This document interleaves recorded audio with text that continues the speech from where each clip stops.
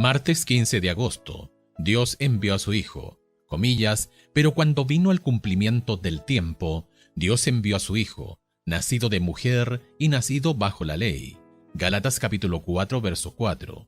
El uso que hace Pablo de la palabra comillas cumplimiento indica el papel activo de Dios en llevar a cabo su propósito en la historia humana. Jesús no vino en cualquier momento, vino en el momento preciso que Dios había preparado. Desde una perspectiva histórica, a esa época se la conoce como la Pax Romana, entre paréntesis, la paz romana, un período de 200 años de relativa estabilidad y paz en todo el Imperio Romano. La conquista del mundo mediterráneo por parte de Roma trajo paz, un idioma común, medios favorables para viajar y una cultura común que facilitaría el esparcimiento rápido del Evangelio.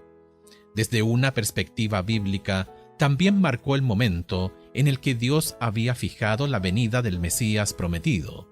Ver Daniel capítulo 9 versos 24 al 27.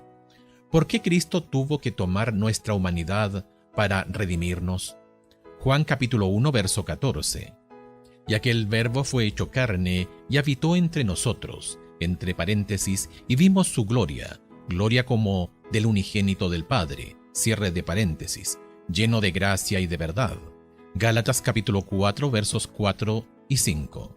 Pero cuando vino el cumplimiento del tiempo, Dios envió a su Hijo, nacido de mujer y nacido bajo la ley, para que redimiese a los que estaban bajo la ley, a fin de que recibiésemos la adopción de hijos. Romanos capítulo 8 versículos 3 y 4. Porque lo que era imposible para la ley, por cuanto era débil por la carne, Dios enviando a su Hijo, en semejanza de carne de pecado, y a causa del pecado, condenó al pecado en la carne, para que la justicia de la ley se cumpliese en nosotros, que no andamos conforme a la carne, sino conforme al Espíritu. Segunda de Corintios capítulo 5 verso 21. Al que no conoció pecado, por nosotros lo hizo pecado, para que nosotros fuésemos hechos justicia de Dios en él. Filipenses capítulo 2 versos 5 al 8.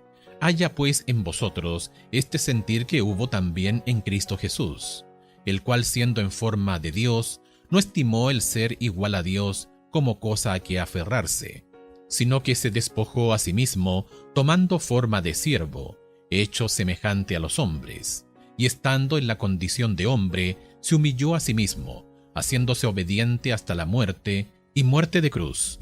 Hebreos capítulo 2 versos 14 al 18. Así que por cuanto los hijos participaron de carne y sangre, él también participó de lo mismo, para destruir por medio de la muerte al que tenía el imperio de la muerte, esto es al diablo, y librar a todos los que por el temor de la muerte estaban durante toda la vida sujetos a servidumbre, porque ciertamente no socorrió a los ángeles, sino que socorrió a la descendencia de Abraham, por la cual debía ser en todo semejante a sus hermanos, para venir a ser misericordioso y fiel sumo sacerdote en lo que a Dios se refiere, para expiar los pecados del pueblo, pues cuanto él mismo padeció siendo tentado, es poderoso para socorrer a los que son tentados. Hebreos capítulo 4 versos 14 y 15.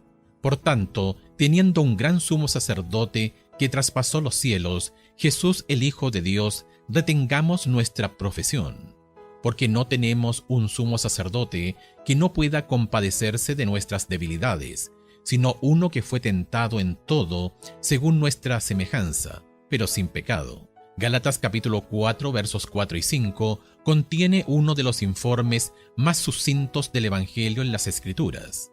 La venida de Jesús a la historia humana no fue un accidente, comillas, Dios envió a su Hijo.